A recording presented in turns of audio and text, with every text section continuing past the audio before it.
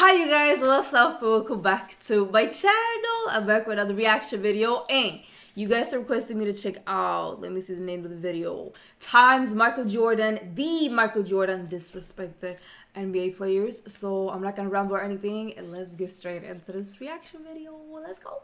The level of fear that he inspired in others was insane. It didn't matter. He wanted to come in and kill you.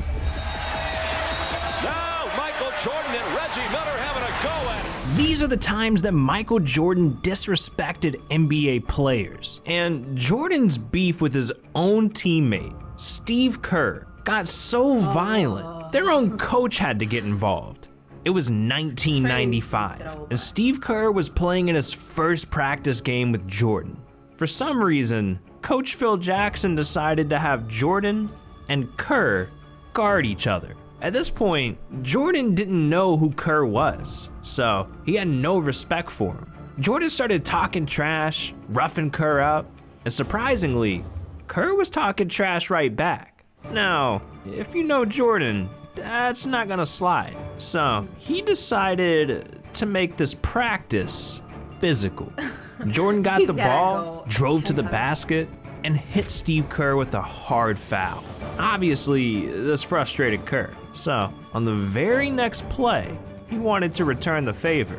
Driving up the court, Kerr hit Jordan with an elbow right to the chest. I wanna see that this. is when Jordan lost it. He hauls off and hits me in the chest. And I just haul off and hit him right in the eye.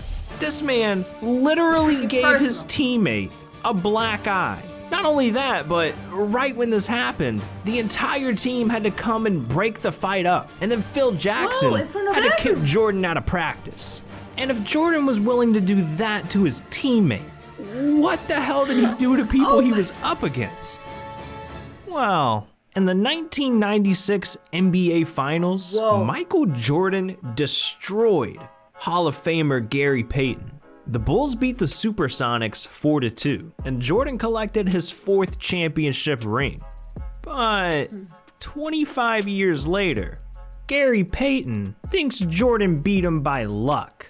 He was being interviewed for Jordan's documentary The Last Dance. And in that interview, Gary has all types of wild takes. He talks about beating Jordan up, slowing him down, getting aggressive with him. I made it a point. I said, just tire him out. Tire the out of him. You just gotta tire him out. And if he had done that just a little bit earlier, they probably could have won the finals. Now, the beautiful thing is, with this documentary, Jordan got to see a clip of Gary talking about this, and his reaction became one of Michael Jordan's most iconic, disrespectful moments. Hitting him and then banging him and hitting him and banging him. It took a toll on Mike. It took a toll, and then I felt resting him a little bit, and then the series changed. And I wish I could have did it earlier. I don't know if the outcome would have been different, but it was a difference and beating him down a little bit. This man doesn't even have to say a word. He can just laugh, and it's the most disrespectful thing I've ever seen. But what happens when Michael Jordan disrespects one of the biggest trash talkers in NBA history, Kevin Garnett? Well, it was 1996, and Garnett's Wolves were facing Jordan's Bulls. With it being Garnett's rookie season, this game shouldn't have been close. But shockingly, they were only down by 3 points at halftime. Garnett and his teammate J.R. Ryder were having a great game. So, with Garnett feeling himself, he made the biggest mistake of his entire career. He decided to start talking trash. Garnett was telling JR, keep killing Jordan out there, that they were destroying him, that it was easy. But what he didn't realize was that Michael Jordan was standing right next to them, and he could hear every word they were saying. And at that point, it was too late. Jordan came out at the second half and lit the Wolves up, completely destroying any hope they had at winning, going up by 21 points, with Jordan scoring damn near every basket. And with the clock winding down, Garnett was pulled out of the game. That is when Jordan walked by the Wolves bench. And he let Garnett know to never disrespect the GOAT again. Next thing you know, we over there like this. And Mike came down. Okay, young fella. Okay, damn, young fella. Damn, y'all done? Damn, young fella. Never talk shit to Mike ever again in life. Yeah, Garnett learned his lesson right then and there. But there's one NBA legend that doesn't give a damn who Michael Jordan is. I'm talking about Charles Barkley. The disrespect between Barkley and Jordan got so bad, it cost them their entire friendship. They met as rookies in 1984, and over the next few seasons, they grew to respect each other's game. And by 1992, they were best friends, going golfing together, grabbing drinks, puffing cigars. They were just having a good time. However, it didn't matter how friendly they were away from basketball, because when it came time to ball, they wanted to kill each other. During the 1993 finals, Jordan was willing to do anything to beat Charles Barkley. So, right before Game 4, he decided to give Charles a $20,000 diamond earring. What a great friend, right? Well, Jordan later told his assistant coach why he really did that, saying, "Charles won't get in my way the rest of the series. What's 20,000 to me? He thinks we're great friends? I hate that fat f***. Damn, Jordan's over here playing 4D chess." But the disrespect doesn't stop there. Even after Barkley's career was over, Jordan took every opportunity that he could to disrespect the poor guy. Well, we got you there, Michael. How your ribs feeling, by the way? A lot better. And we've tried to get some answers out of Charles here. Maybe we'll reveal what you say. I'm just glad his little ribs are all right. He's been whining about them for like 2 or 3 weeks now. Don't worry about it, Charles. You can forget I'm still the boss. If you need a job, I advise you to be quiet. Well, are we going to see this happen? Can you tell us anything tonight? No, I can only tell you that I have a very good player coming to Washington, D.C., and I may not need another. I was going to say, and his name and his initials are not CB. I tell you what. Not CB. KB is pretty good. I appreciate that. No problem. I'm not sure I might even consider coming down until you up the ante. Stay at TNT. I think that's your best effort. I appreciate that. No problem. Sheesh. That was disrespectful. But you want to know what else is disrespectful? Not dropping a like and subscribing to the channel. I put my heart into this. But when you don't subscribe, it cuts deep.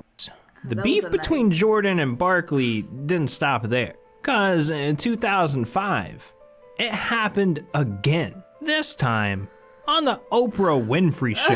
Who's the wiser? I know when to eat, when not to eat. Now, you do say, though, that he is cheap. I've heard that. Oh, my God. I say that. Everybody says that. You believe not. that? No, I don't think. See, you're dressed. He's dressed too well to be cheap. Thank you very much. He spends all his money on clothes. Oh, okay. But when you say he's cheap, Hey, all I got was this cheap Jordan stuff. is it true that you all still split the bill? That you wouldn't just say, "Let me take care of it"? He said that. No. You know, when you get in the limelight, you have a lot of freeloading friends. Yeah. I don't want him to ever think that I'm you're just one of hanging them. out. Yeah. So we fight over the bill. But he is. Really I'm glad you brought up the motorcycle thing, because I hate that. I want you to know that. You do. Has he gotten you on a motorcycle? Hell no. You know, I'm sorry, the seat's not big enough. Yeah. When you ride a motorcycle, you have to really be focused on seeing the traffic ahead. He doesn't know about this. He's never ridden a motorcycle. He never understands what it takes to be a winner. But then if I get the rest of the guys laughing at him, he'll always bring the winner thing up. How many rings you got? He always throws that up at me. Man, if I had Scottie Pippen and Dennis Rodman, I'd have won some too. Now, I think we can all tell, this was some lighthearted trash talk. They were definitely still friends here. Well, that was until a few years later, when Jordan took things too personally. See, by 2012, Jordan owned the Charlotte Hornets, and they had just finished a season with the worst record in NBA history, 7 wins and 59 losses. So Barkley went on an ESPN radio show and criticized Jordan's ownership skill, saying, "I love Michael, but he's just not done a good job. Even though he's one of my great friends, I can't get on here and tell you he's done a great job." And when Jordan heard this quote, he felt betrayed. How could a friend criticize him like that? So the next day, they spoke on the phone, and Jordan said he was so upset, he never wanted to hear from Barkley again. And it turns out, they haven't spoken since. Michael Jordan, Yes. how are you guys these days? You friends? Are you talking? Are you We're close? not friends right now, and I wish him nothing but the best.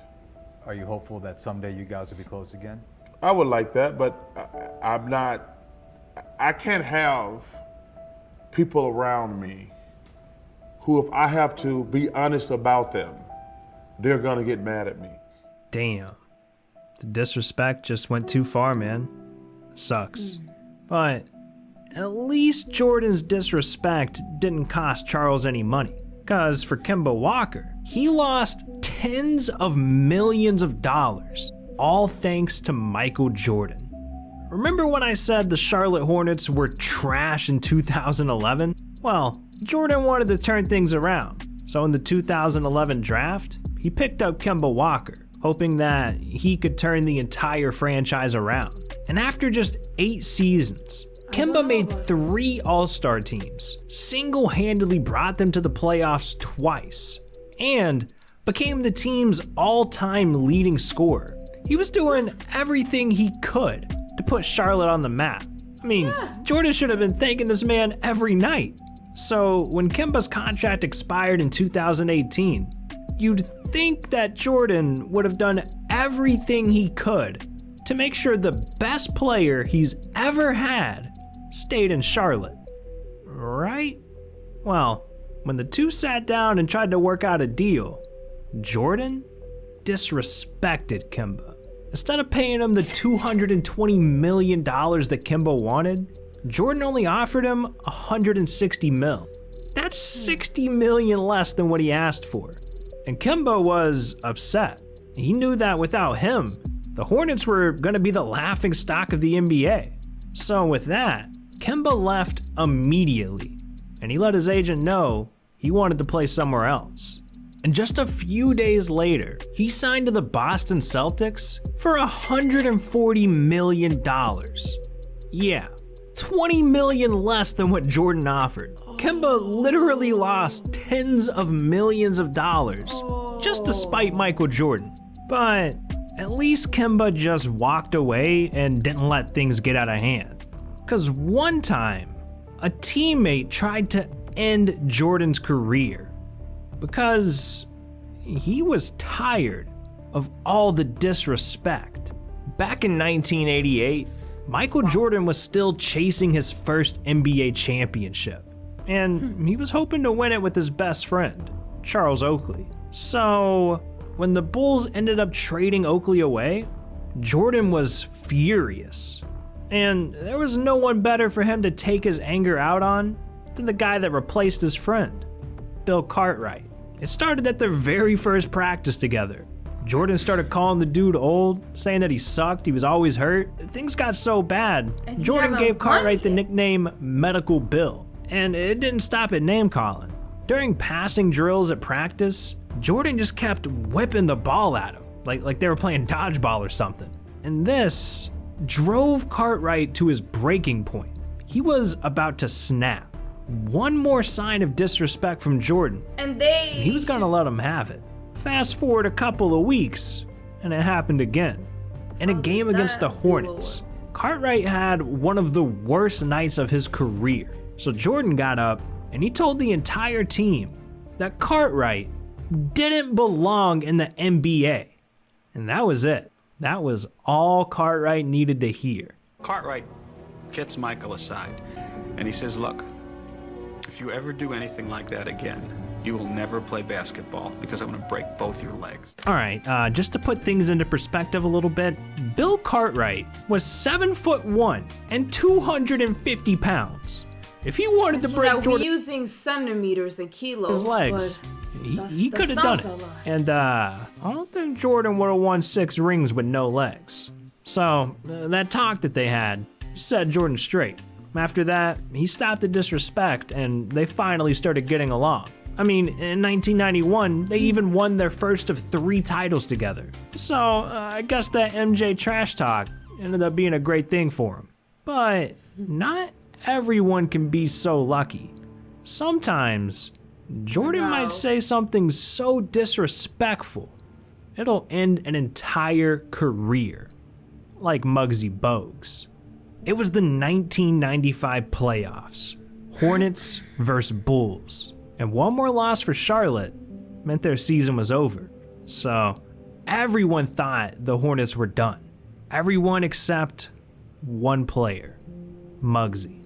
Losing was not an option. This man is the shortest player in NBA history at just 5'3". You think he's gonna pass up a chance to beat Michael Jordan and win a championship? This man would go down as a legend. His career depended on this win. So in the 4th quarter of Game 4, with the game tied, Muggsy Bogues dribbled up the court. With just a few seconds left on the clock, Muggsy was getting ready to take the game-winning shot. And that's when Michael Jordan stared Muggsy down and yelled, "Shoot it, you f***ing midget."